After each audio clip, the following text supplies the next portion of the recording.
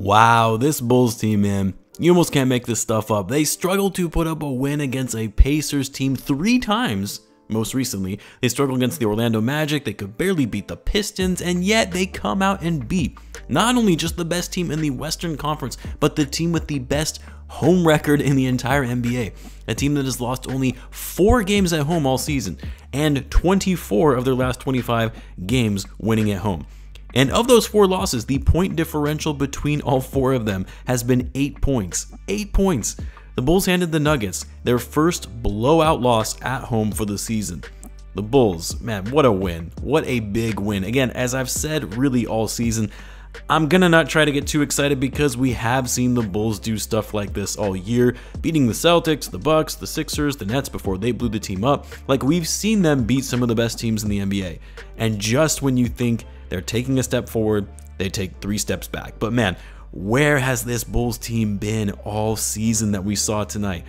Bulls just love that altitude, I guess. Took out the Nuggets last season pretty handily as well, but this one was even more impressive because Denver was fully healthy and has been one of the hottest teams in the NBA. The energy, the hustle, the flow of the offense, the tenacity on defense, it was all there tonight, when we have been begging to see it all season. And I won't lie, when I saw the starting lineup being announced that Billy Donovan was going to go with Alex Caruso over Patrick Williams, essentially a 4-guard lineup against the towering Nuggets, I thought Billy must have been out of his damn mind. But something just clicked with these guys about midway through the first quarter because the Nuggets actually came out firing. They started off the game something like 14-4, and you thought, okay, well, this is to be expected. They're probably going to get blown out against a team like the Nuggets, who are the best team in the Western Conference. I'll admit, I was fully mentally preparing myself for a blowout loss tonight and was going to be okay with it.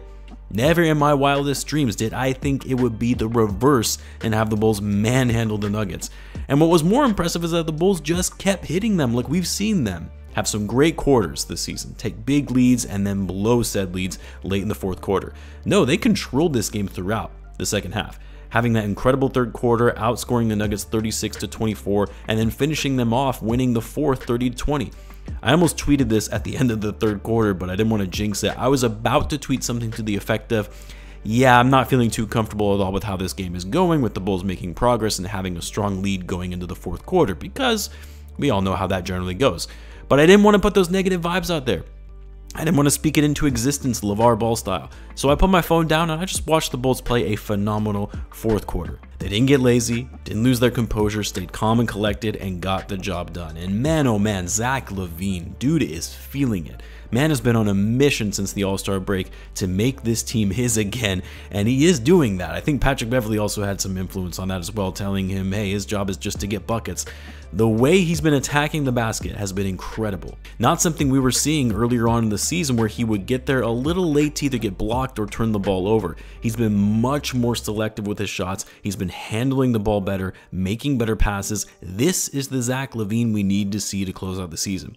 Would have been nice if we had him the whole season, but also understood he's still recovering from that prior injury.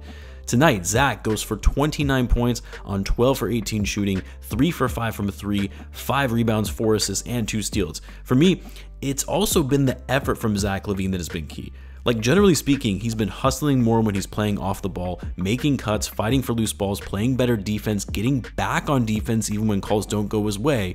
I love seeing that from Zach, and I hope that it continues. And while yes, you could say, hey, DeMar maybe since the break has fallen off a bit in terms of his overall scoring, but I actually think it's been more so the fact that DeMar has been much more deferential in getting other guys involved rather than playing his ISO heavy style offense. DeMar is actually a great playmaker in the half court, and seeing him use that skill to get guys like Zach, Vooch, and Pat better looks is what we have been needing. Like, yes, 6 for 16 from DeMar tonight, not ideal, but he was still a plus 24 with 6 rebounds and 8 assists and 3 steals.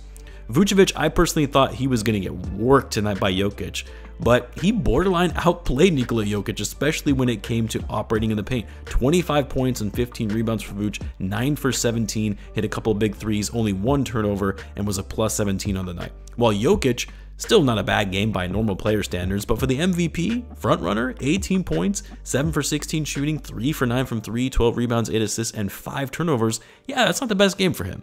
Pat Bev and Alex Caruso, although they didn't have that many minutes tonight in the starting lineup, both played pretty well, very impactful on the defensive end especially.